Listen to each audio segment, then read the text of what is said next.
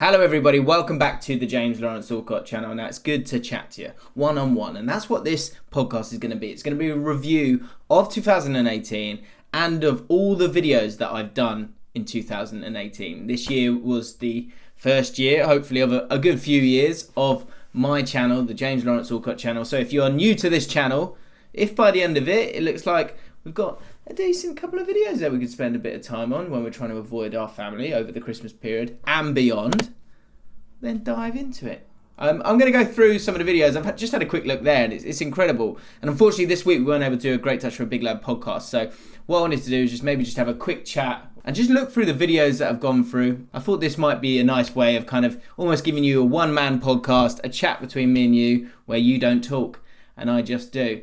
They all turned off there, didn't you? You've all just turned off. Shit. Oh well. Well, look, I'm going to go from the start of the creation of the channel through the World Cup and to that incredible evening that we all enjoyed when Queen's Park Rangers beat Aston Villa and made us all dream again.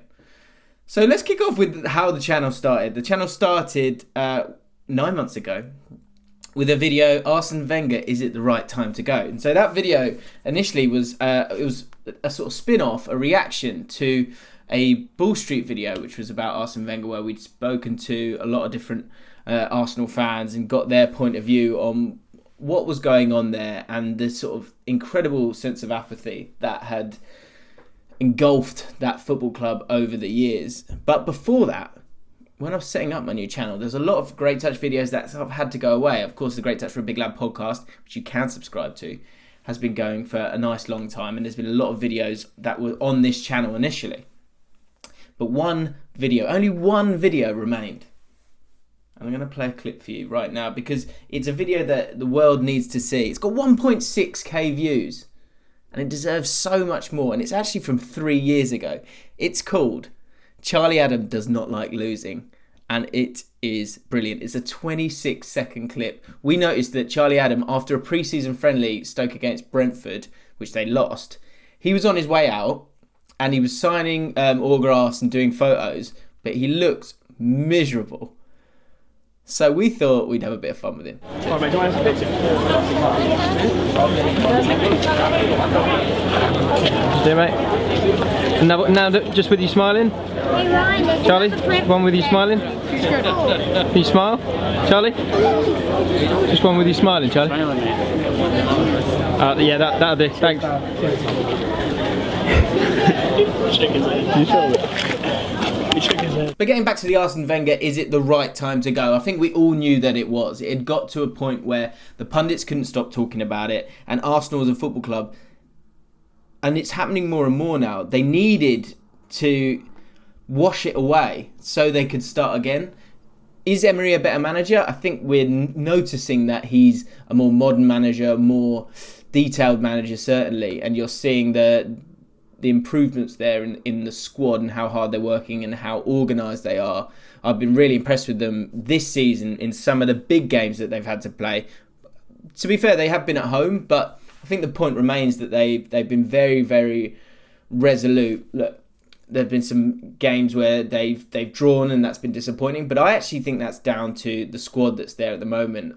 I stand by that. I don't think the squad is where it needs to be for them to really challenge, but I think Arsenal fans know that as well. So what they're looking for this season is just a little bit extra, a little bit more, a little bit of something they can believe in this year. And I think Emery's starting to do it. But at that moment in time when we were going through it and reporting on Arsenal for Bull Street, you could see the writing was on the wall, and it had to happen at the end of that season, and it did. Moving on through the videos, there's another one. Granit Xhaka is not an Arsenal player. I think that was after, I can't remember what defeat that was. Can Pogba ever deliver? Now that was 9 months ago. That was me talking to Sam Peoples from United People's TV and sitting down and chatting with him and finding out what he felt was the current state of play at that time. Of course, Jose Mourinho is now gone, and what was the level that Pogba could get to. He said that he will become the world's best midfielder. Absolutely. I mean, come on, he will be the world's best midfielder at some point in his career. When you watch Paul Pogba, when you see Paul Pogba in full flow for 90 minutes, you understand that he really is the full package of a midfielder. He has everything. It's just that he hasn't reached that level yet where he can do that week in, week out, every single game. That's the difference between a top quality player and a world-class player, and Pogba hasn't reached that level yet. But he'd seen enough in that season. And in that season, if you remember, there was a lot of improvement in him. A lot more assists, a lot more goals. And even this season, you've seen goals, but unfortunately, a lot of them have been penalties. So I think they're kind of misleading stats. But he's been dropped by Mourinho, and it's going to be interesting to see how he gets on when the handbrake is taken off. I think he could really step up his game, because he is one of those players who needs... He can't totally do it on his own if he doesn't have the runners and the quality around him. And he hasn't... He might even have had that quality around him, but Mourinho, which we'll get onto, I'm sure, when I go through this video, there's got to be one on Mourinho. He sort of stunted that entire squad for a long, long time, and he got results for quite a while, but in the end, obviously, it didn't work out. Pogba is still yet to become the best midfielder in the world. Maybe Sam will be right at one point. Maybe he's just backing his guy, but he hasn't done it just yet. As we move forward, a series that I was doing throughout for quite a while, which I've calmed down a bit with now, and you'll get used to this now. There's going to be a lot of video series that came and went. The first of which was the good, the bad, and the ugly, which I thought was a good format, but didn't get any views at all. So we move on. That's what I'll honestly say to you now in this kind of one-man podcast, is that with YouTube, you've got to kind of see what works and see what doesn't. And if it doesn't work, then that's okay. That's a really nice thing about being a small channel at the moment. I think there's a lot more pressure as you get a bit older, and I've kind of noticed that from the people that I've been able to talk to in the second half of the year. It's been really, really interesting chatting to the likes of Will and Ian, Stephen Tries and Brian, and obviously Lawrence and Adam Boltwood with XO as well. But the great thing when you've just started off is you can try things. And I think a lot of YouTubers can get a bit kind of scared to kind of walk away from a strand. But I think you've got to be fair on yourself and your audience as well. And that's one thing, actually. I can skip forward a little bit. Another strand that has lasted so far, and I'm really excited about where it's going to go next year, especially with the kind of people that I've been able to meet this year, is the process. Now, if you haven't watched the process, there's 4 episodes at the moment. There's another one coming out soon with Zach and Jay from the Zach and Jay show, which was a wicked chat. So that's coming soon to the channel. But Smith was the first person on the process. And that was a question I put to him. What content have you made that hasn't worked, and why hasn't it worked? It just hasn't worked somehow. There was a couple of years ago, I had the idea of doing a sticker book series, and I did 5 episodes. Can't remember how it worked, but they were answering questions that were. You remember the questions that were on the back? Oh yeah, right, yeah. So I would ask the question, and they would actually. I set up a proper email, and people would send in the answers to those questions. Basically, it was a whole big mess. Right. And it didn't work because it gave me a lot of work to do. What's your process in terms of keeping faith with something or going, right, enough? 5 videos. 5 videos. Yeah, is that? Yeah, I think so. Yeah, I mean, there's things I've done. I've got my personal channel now with the vlog, and I mean, I'd love to have more viewers, but vlogs aren't for everyone, and I know that. But I think just as a diary for me and my friends to see what I get up to, I think it's just cool. And I don't really get the pressure of, it has to get 50,000 views. I just want to make that something to look back on. So yeah, there's a bit of advice from Smith, someone who's tried a load of different things. Some have worked, some haven't. And you've seen actually since that interview, he's done so well with On the Road. It's a strand that he kicked off with, and it's had some of the similar themes to what made Palmer successful. But he's done brilliantly. But there's been other things that he's had to kind of say goodbye to. The first controversy of the year, and tell you what, talk about recoveries. Jamie Carragher. We did a video on Great Touch for a Big Lad on the podcast saying Jamie Carragher suspended. How can he save his career? The fact that he is still Sky Sports pundit after what he did, regardless of the context, is pretty astounding, really. If you think of the kind of the calls for people in the media to be sacked for things, and I'm all for kind of forgiveness with things, and he was very quick and very, very quick to apologise for it. But what he did at the time, it was a huge shock. But if you've seen the Wembley Cup a few times, you can see he's got a bit of a temper on him. But it got to him too much. But that was an eye opener into not only kind of the abuse that footballers have, but even once you become an ex-footballer and you're just a pundit, the kind of abuse, not abuse, well, it was abuse, wasn't it, that you can get. Moving on, as we got closer to the World Cup, there was a couple of friendlies, one in particular, Netherlands versus England. That was one of the first of a few times that, unfortunately, I've been a bit drunk on my channel, which is, it's quite a good thing, I guess, unless it goes too far, which we can talk about later. But that game, Dom in particular came over, we watched the game, then we did a reaction straight after, and I think you remember it was the first time that England played 3-5-2, and they played Kyle Walker in that right centre-back position, which we all now know was something that worked so well in the World Cup. But I remember watching that game and thinking, this really works. Kyle, we haven't got great centre-backs at this moment in time, and having those three guys there and having Kyle Walker there in particular, it got you this kind of get out of jail free card. And also from an attacking point of view in that game, his drives through, his ability to dribble in that inside lane was really impressive. The amount of confidence that he's got from playing under Pep Guardiola and the intelligence that he now has as a footballer allowed him to play in that position, and it was something that really worked for England, and that was the start of it. The neutral one strand was a strand where I was able to kind of analyse football games straight after they happened, and it was something I really enjoyed. I've actually calmed down with it a little bit now because I think I want to kind of concentrate on a bit more quality. But during the second half of the season, it really was a lot of fun, and it might be something that I bring back when it comes back to those huge games. And in that sort of last few months of the season, there's a lot of games, and let's run through some of the huge games at the back end of last season.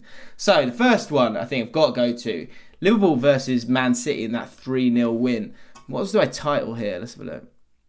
Because I think Alexander-Arnold, too much for City. People will remember, obviously, the goals from the game, but Alexander-Arnold got put into a situation, and I think it was Leroy Sané was up against, and he just totally owned him. And it was one of those games that in 15 years' time, when Alexander-Arnold's finished what it will be a fantastic career at Liverpool, where he could well win a lot of trophies and have a lot of caps for England, they'll look back and they'll go to that game when they make a documentary, because it, for someone so young, it was incredible, an absolute coming of age. But in the same week, I was also doing a video going for Great Touch for a Big Lad. Man City, are they the greatest ever Premier League side? I think they are slowly moving towards that. A lot of people feel that it's kind of, they've done it in a way where they've just, financially doped. I know Flav likes to talk about that a lot.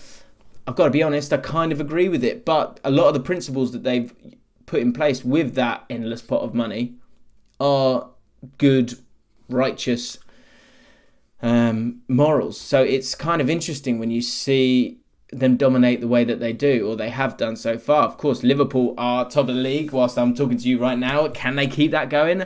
I really think they can get there, because I think if you get to February, March, that's when crazy stuff happens. I've said it so many times. The teams down the bottom start winning, the teams at the top start losing and drawing. Have Liverpool got the strength to get through that period of time? Championship winning teams are based on defence, and that Liverpool defence is so strong at the moment. And so they have got a great chance. Will their goal difference be as good as Man City's? Absolutely not. There's no way, because Man City are already too far ahead and they're going to continue to score goals and destroy teams. But you can only get 3 points every single week, and Liverpool have been unbelievable. And they'll be going into the second half of the season, and it will have been job done. And that's certainly what I've said in one of my later videos. Actually, I think I remember saying this one. Where was it? And it did really well for me, actually. Are Liverpool ready to become champions?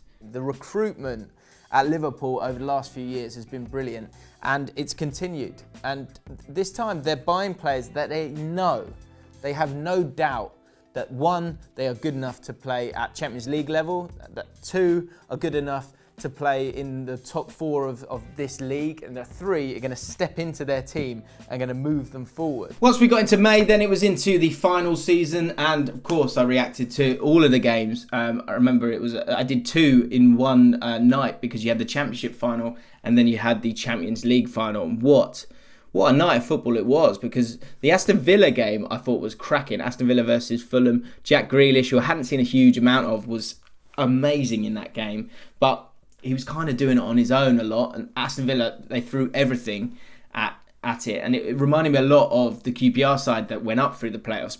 But we got lucky with it.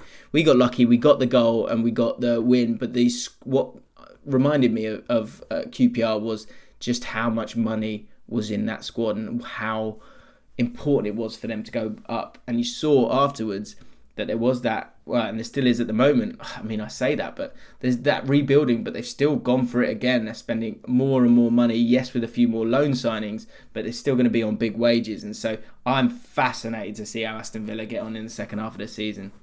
More on Aston Villa a little later on. The second game, of course, the Champions League final, which you've got to stick with what we said at the time. The first 30 minutes, Liverpool were the better team. And it is an iconic moment that people will look back on again and again. Salah getting injured was massive. And the Karius mistakes, those things happen. It is a butterfly effect. These moments are huge. And there wasn't a bigger player that Liverpool could have lost in that game. I mean, obviously, he'd had the season of his life. If he's able to score the same amount of goals, then he really is one of the top 2-3 players in the world, because those kind of numbers are Ronaldo, Messi numbers. And they came out the blocks. They really did, Liverpool, against a Real Madrid side that, made history that night. The goals, the Gareth Bale goal. It's almost a shame that so much happened in that game. It was an amazing final, but you had the Karius stuff, which obviously a massive disappointment for Karius and in terms of the levels that he wants to offer. But that goal from Gareth Bale was... I still can't get my head around how he did that. And you just wish that he could really kind of get back to his best for Real Madrid. I thought this season when Ronaldo left, it looked like it was going to be, it's Gareth Bale's season. He's in the prime of his life. He needs to step up. It's the time for him to do it. Hasn't worked for him just yet. But we've said those kind of things with Ronaldo as well in the first half of the season. So you never know. If he wins the Champions League again, then all is going to be forgiven. What other finals were there? There was those two. I think that was it, right? On my channel, at least. Didn't do the FA Cup. Within the matter of a week, let's talk about QPR for a second. So my team is QPR. I'm season ticket holder. Have been for years. And I've always been strong about my love of Ian Holloway, as you all know.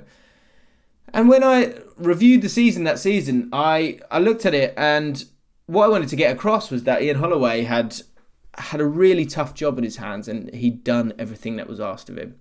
You never know if a manager can do better until they're given a chance. And that's the difficult decision that directors of football and the owners of clubs, they have to get on with and do. But the next video, as you can see, Steve McLaren, the new QPR manager, what the fuck, was a real low for me in terms of being a QPR fan, because for me, I'm a bloke who's about the kind of... I try and be as reasonable as possible, but I also love the feeling of football. We'll get onto the World Cup in a second. And Ian Holloway personifies that for me. He's all about heart and desire, and he wants his teams to do the exact same thing. I think what I was a little bit blinded to was maybe the coaching levels, and maybe the kind of the strategy that you could impose. And it must be difficult for a manager to offer up both of those, because if you push on those heartstrings so much, sometimes it's a natural thing. Your arousal levels can be too high, and you can struggle to concentrate because you're so up for it. And that was always something I think we saw with QPR in the derby games against teams like Brentford, who would just totally outplay us. But our strategy was to get at them. And it didn't work. They just passed it around us because they were calm, cool and collected. And Steve McLaren came in, and I mean, it didn't start well, did it? 4 losses on the spin. I was ready for him to go. And there was actually a moment in the season where I was thinking, I've got a football channel generally, although, doing other stuff now as well. But am I going to be that guy? Am I going to be that guy who does a video and goes, this guy needs to go, it's time to go, kind of thing? And I had to bite my tongue. I didn't want to be that guy. I want to be a guy that offered up the positivity of the team. If it had gone on and on, God knows. I think he was one game away. We played Wigan at home, I think it was. We'd got these 3 loan signings in Naki Wells, in Tamer Hamed and Angel Rangel, who's been unbelievable for QPR. it'll blow your mind. And it's one of those where I've had that so many times in my life where I'll say a player is fantastic because he's of this level, not that level. People can kind of laugh at it. There's a lot of them. Even people like Rob Green had an incredible season for us in the Premier League. He was world class one year. I'm sure he was. Richard Dunn, the year we went down, was amazing. Look, he's got how many own goals in the Premier League? Angel Rangel has been unbelievable for QPR, and the loan signings have worked. You've seen the coaching of Steve McLaren. It's really, really improved us. It really has. I still worry about the squad. I still worry about the depth of it, the quality of it. And I think if we can stay up this season, then I'll be quite shocked, to be honest. Bireze is an unbelievable talent for us. He's so mature, so calm. And the height and the final QPR video that I've actually done this year was that night, when we were this close to being in the playoffs, and we could still do it, you never know. But it was a 1-0 win, which I was at Loftus Road, and that was the opportunity for me to go, okay, I'm not going to do it when it's those kind of things. I'm going to do it when it's the good moments, because that's what it's about. You want to lift your team up instead of like throw them down. Maybe I'm being a little bit naive, but it's my channel, and that's what I wanted to do. Hello everybody, welcome back to the James Lawrence Allcott channel. I don't do many QPR videos, but I've got to do one today because we are up to 7, 2 points off the playoff, and we've just beaten Aston Villa. Hang on, let me get chewing gum. I keep it all in until we can see the goal, but we didn't do that for the 3rd time in a week, 9 points in a week, 3 wins on the spin, and today we had to dig in, but what a turnaround for QPR. I've just got to go through the team and what McLaren's done, because I didn't want McLaren there. There's videos of me saying that. I'll say it again. I didn't want him as our manager, but credit where it's due. That's 23 points in 11 games. 2 points off top. Lads are still buzzing. And people are excited about coming to QPR again. To the World Cup, and I kicked off with a video with my predictions. And it said England to make the semis. Now, the video was kind of tongue-in-cheek, I've got to be honest. But I went in with something that this isn't arrogance. I'm just telling you the truth. Anyone who knows me, who's watched me on Bull Street, knows that I don't see the harm in hoping for the best. And that was the aim with England, because there are those moments where things can tip one way or the other way. And I think Arsenal earlier, when we were talking about that's a great example of it, because at the moment, they're now tipping it this way. They're being positive, and you saw that in the Arsenal-Spurs game. So they were amazing, and they threw away, what was it? Well, they were behind, weren't they? They were 1-0 up, then went 2-0 down, and then turned it around. That wouldn't have happened under Wenger. It wouldn't have, because at that tipping point where, you've got a bit of adversity, does it blow you over or do you blow it over? And that's something that England has been missing, but is now turning around. And the summer, it was a summer that we'll never forget. We went into it, and look, that was almost clickbait, the title, going England to make the semis. But I'd seen a bit of quality, and I liked what Southgate was trying to do. And so as the games went on, the first game I think I did was actually Portugal-Spain. I was on a stag do in the middle of nowhere. So we did that, and that was an incredible game. Ronaldo stepping up. I'd said it's all about Messi this year. Come on, because you want Messi. I wanted Messi to win the World Cup to finish off that story, or of course England. More importantly, England. But the videos, I'm probably just gonna have to do a compilation now because it'll just go on too long. But the England games, the England-Tunisia game, quick reactions to that before I show you it and show you the other bits.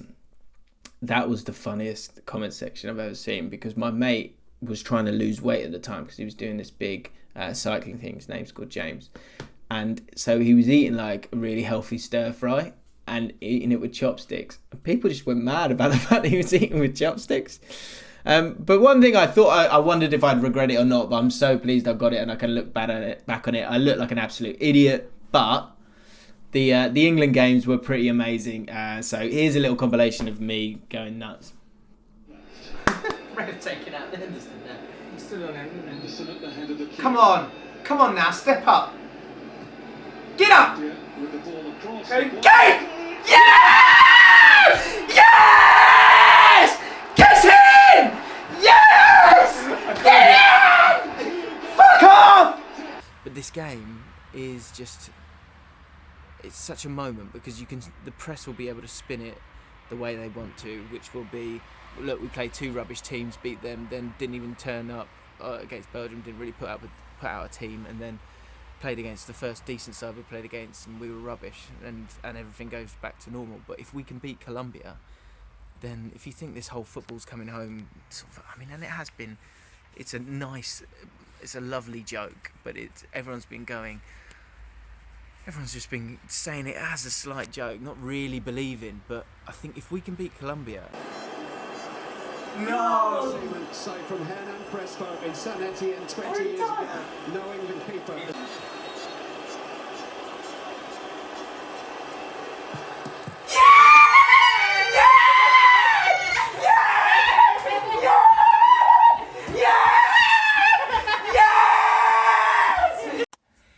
England are in the semi-finals of the World Cup, the 2018 World Cup. We have to tell you what, Southgate, you, my friend, know what you're doing. So whatever you decide to do in the next game, which I imagine would be keep the same team, I am totally behind you in any decision that you make. We're nearly there, lads and ladies. We're close. Bring on Wednesday. Come on, England.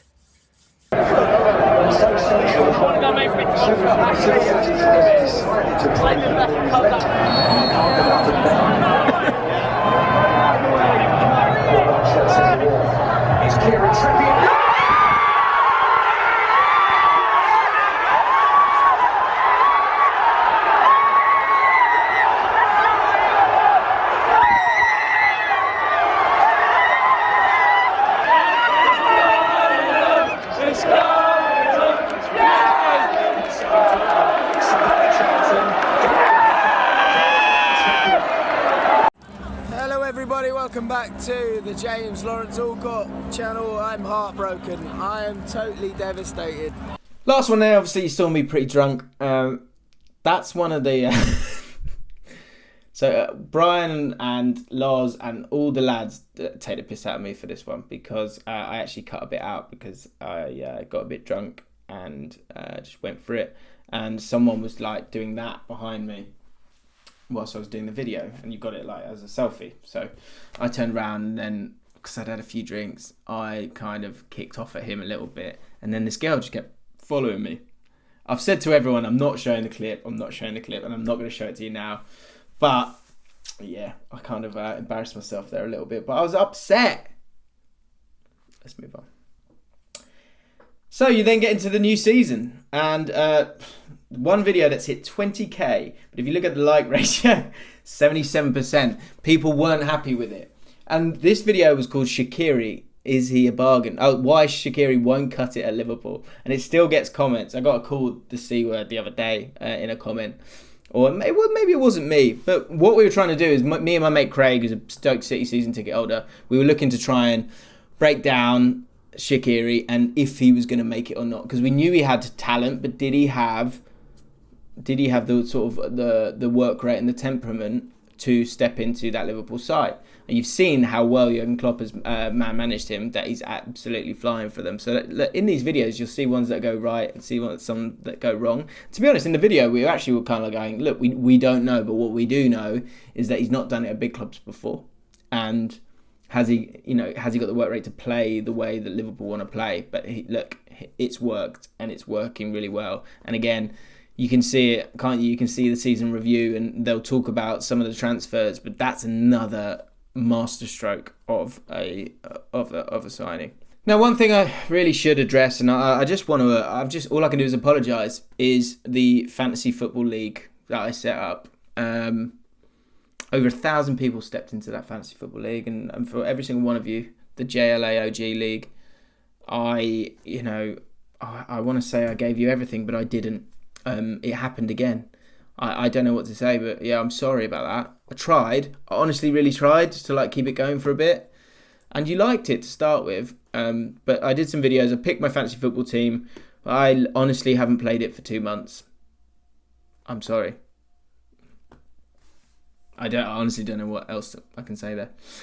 3 months ago, I hit 10k subscribers. That was really cool. That was a really cool moment. And I'll tell you why, because when you start a channel, especially when you've already been presenting for Ball Street for a long time, you kind of putting yourself out there a little bit. And so I was hoping that people would enjoy what I'm trying to do. And I've got so much kind of empowerment out of this year. It's really been a massive thing for my confidence that I can try things, and if they fail, get over it, but also just be myself and let you guys know what I'm like. And generally you guys have been receptive to that. I think you can kind of tell I'm trying to be genuine a lot of the time and trying to be fair and honest.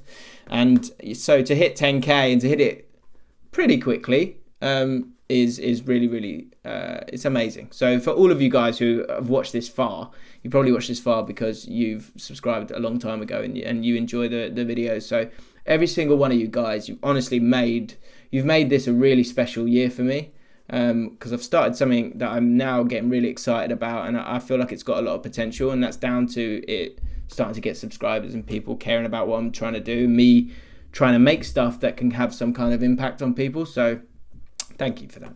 I should talk about the process and the strand and the few that we did, because the one that really started to kind of blow up and do really well was the one with Chris Pajak.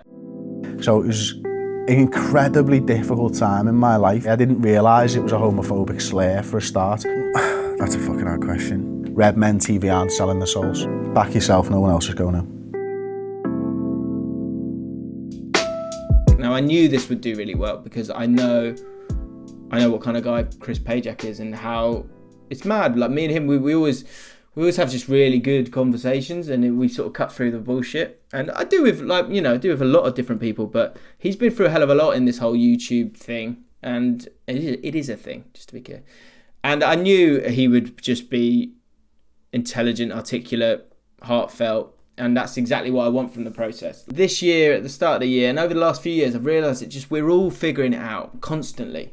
We're all treading new ground every day we wake up, and there's no right and there's no wrong. There's what works for you.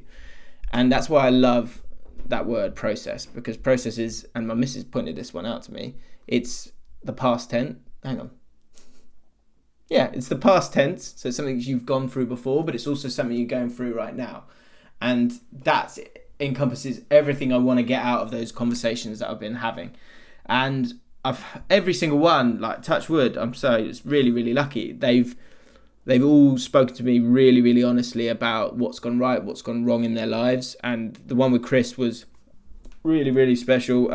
Obviously with the Ball Street connection, I think a lot of you guys know him well and know him even better now. And it was great to kind of show what he had to go through and what dignity he shows with having to deal with something like he did do when it came down to the going viral with the Liverpool-Chelsea game. What does it feel like being in something that is just, you can't grab back, you can't pull back? It's horrible. It's truly disgusting. Like, I was engaged, I think it was at the time. Maybe I was just about to get married, but I was also still working in the restaurant. Does it feel like that? I mean, I'm guessing that it just feels like something's running away from you. Yeah, you just can't stop it. Yeah. You've just got no control over that facet of your life. And the worst thing is, it's all your family. Everybody goes on Facebook. My mum's on Facebook, my dad's on Facebook, my brothers, my cousins, my kids will be. And it's always going to be there. The one video that probably the one I'm most proud of is the process with Paul McGregor. Coping with suicide. It was a video that we did, and he's doing great stuff where he's getting out there and talking about mental health, and it's become a big thing for a lot of people and I felt it too as well, actually, if I'm honest. When you have a channel, you've got to be smart in kind of getting your phone away from you, because you can look at comments, and there is that kind of dopamine hit when you see subscribers go up or views go up, and it's the opposite when it's not. And weirdly, when it's flying up, you start to get this feeling of like, oh, has it stopped yet? And that's not even the greatest of feelings. So it's strange. And so a lot of people are stuck on their phones too much, not getting their head up, not taking a breath. And mental health is becoming a real issue that, one, people are struggling with, but two, people are talking about. And I wanted to talk to someone about it because I don't know about it enough. I'm fortunate enough that I don't think I've truly suffered depression, certainly not to a heavy degree. But I know people who have, and they're some of the bravest people I know. And Paul has gone through something so difficult in his life in terms of losing his dad, and how he lost his dad to suicide, and he's now trying to kind of make a change. And I just think he's very brave, and it's got 1.8k views. It's not done well at all in terms of views, but I'm so proud of it. And some of the messages I've received from people made me feel amazing, because when I started the channel, again, like, I thought if I don't do well, if I fail, I'd better have done something that I feel good about and can go, well, at least I put that out there and someone might have enjoyed it and got some kind of solace from it, or have learned something from it, or learned something myself. And so that's why I love the process so much. 76% of suicides that year were men. Yeah. That I found fascinating, because there has to be some sort of, that can't be a biological thing. That has to be a societal thing where there are these pressures that men put on themselves. Well, do you agree? I mean, yeah. I mean, massively. I mean, I didn't know these statistics till about 2 years ago, and I lost my dad. So if I was oblivious to them, as you said, there's more conversation now. But they're scary. I mean, yeah, I think it's 79% now of all suicides are men. In the UK alone, a man takes his own life every 2 hours. And again, there's so many statistics of that. And the biggest one, the one that always sinks in the most, is the biggest killer of men under the age of 50, I think it is now, is suicide. No alcohol, no drugs, no... And again, that's else. Probably, for me now, that's a big part of mental health. A lot of guys will turn to alcohol because it's that way of numbing their pain. And if you take into consideration all of the people dying from alcoholism, drug, abuse as well, the number's huge. Yeah. And the way someone explained it to me is the biggest risk of your life as a man under 50 is yourself. Like, that sinks in. Yeah. We don't take control of this. Yeah, we're now into the last few months, and I guess there's only one thing I can really talk about over the last few months. Two things. One is losing Flav. I mean, I haven't lost him. I get to see him every week, which is great. But losing him in terms of him not being in the office every single week, and we did the process, and that's 9.9k. So go watch that. So we're gonna hit 10k with that. That'd be nice. Losing him every week is really shit, because he's just a fucking diamond, and I do miss him a lot. But we did a great video called The Process again on that. He was talking about Arsenal, talking about football, talking about his podcast. And what's amazing about my experience at Ball Street is having someone like him as a friend now. And we do the One for the Weekend podcast. Some of you guys probably will know about that, and that is also a massive highlight of my week. So that's one sad thing that's happened, but he's a friend for life, so kind of okay with it, if that makes sense.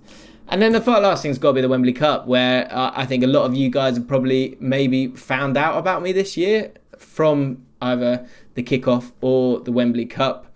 The Wembley Cup is definitely... England World Cup was good. But on a personal note, it doesn't even get close. The Wembley Cup is something I'm so proud of.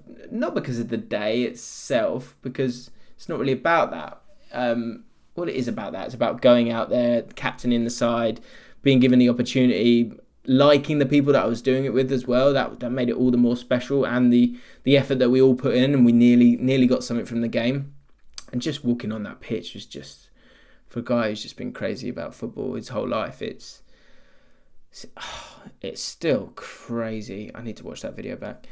But what I did before that, I'm really proud of getting on with it, losing some weight and taking action.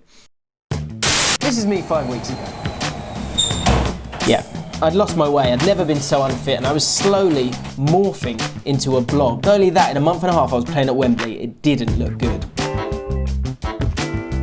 Something needed to change. I gave myself 5 weeks to get into shape for the biggest game of my life. I think it's so easy to kind of procrastinate, and I do that a lot of the time, and it's so easy to do that on your phone or sitting down and watching Netflix or whatever it is.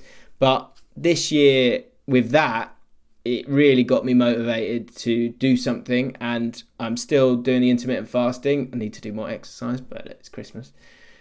But the Wembley Cup was just like spine tingling, and I was in good shape for it, and that made it all the more special because I could walk out there not holding my gut in. I could just walk out there enjoying myself. Last video I want to talk about is the boiler room. Here comes Sweat Rots come for a little dance. Will he play a part? Also, hello, Red Hat has stepped up. He's got 2 buttons undone and he's ready to get involved. He wants Gilkey as well. You've got 2 yards of yards here. You've got Kate Trinada, who Gilkey's trying to get involved with. Then a yard away from that, you've got Red Hat, who is sweating profusely, but not as much as Sweat Rot on the left-hand side there. But he's just there for a good time. Look at the cool guy. Look at that. Look how cool he looks. And then you got Sweat Rot in the background, poor guy. He's in bits. So that's an idea that I've had in my mind for ages, and hopefully I can start doing a few more kind of funny videos for you guys in the future. I'm going to kind of make that move to try and do more quality stuff. So concentrating on the process.